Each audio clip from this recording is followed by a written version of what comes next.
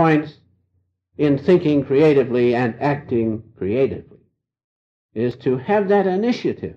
And that comes from the inspiration of the soul or the presence of God within you. And so, as we use our dynamic will or the creative power of God within us, we have God right within us. As we use that, let us realize to use it creatively. In other words, the two purposes of life, first, foremost, is to return to God, not to make money, not to build a big city, not to lead an army, but to return home to God. Will you understand that? And I always remind myself, don't you forget it either. That's our first duty, is to go back home to God. As Master says, we don't belong in this world here. I mean, truly, we belong to God. And the second point is we have a task to do. I have a task to do. You have a task to do. Do that. But do the other first. Get the contact with God. I'll come to that in just a moment. And so, creative ability would never allow us to just get by or do things in a passable way. This is a very important point. Some people, no matter what walk of life you find them, they're just getting by. If I can just get by, everything's fine. I remember in college, when we took the examinations, we had certain numbers. And then they'd put the numbers up on the board and your marks, see? And I came by, and there's one particular fellow, he had a number, I remember the number was 636. And he had wonderful marks. And the other fellows were looking, ooh, who's that fellow? Boy, if I can just get by, that's all I want. Just get that 70 passing, that's all I care about. But that fellow, he must be a whiz. But they just wanted to get by. Now, creative ability does not allow that state of consciousness. And it's the same way in business or a profession. I found that many of the doctors would just say, well, as long as it stays in until the patient gets out, it's all right. But that isn't the way God wants us to do. Now we can apply that to meditation. You sit in meditation, well, I'll give an hour, but where is my mind? All over the place. But if I use creative ability and hook my consciousness up with the presence of God, so to speak, unite my consciousness with His great light and His love, then what happens? Then you meditate creatively. You'll get there, of course, by the law of, what do they call it, evolution. But who wants to wait for that a million years to get back? To get out of this ego consciousness, we want to get out now. So let us realize these things.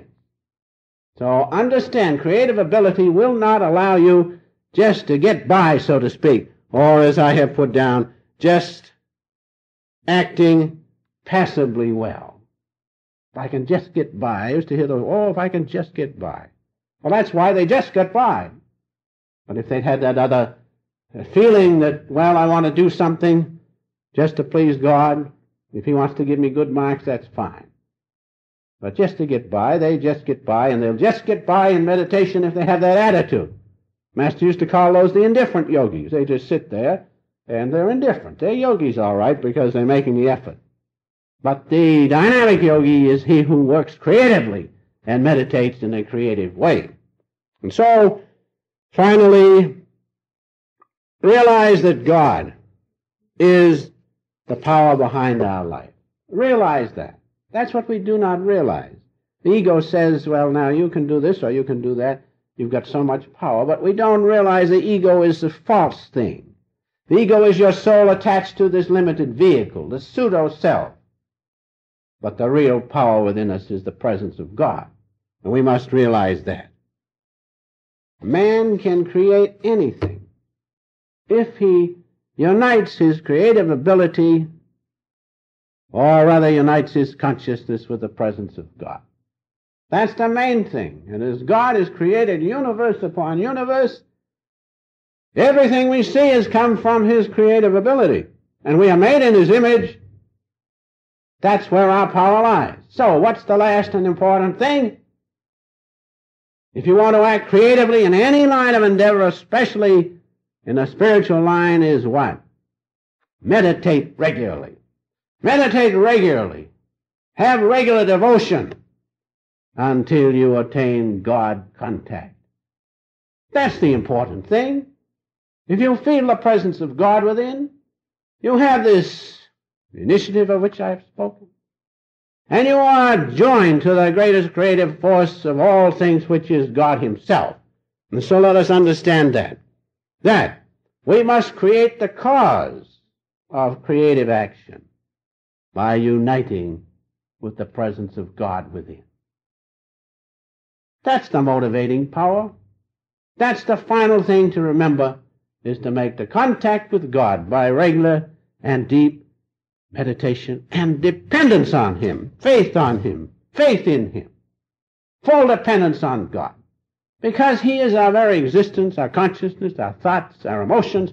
Everything is because he is in us. We must know him. We must make the contact with God. Then we can work creatively and amount to something in the world.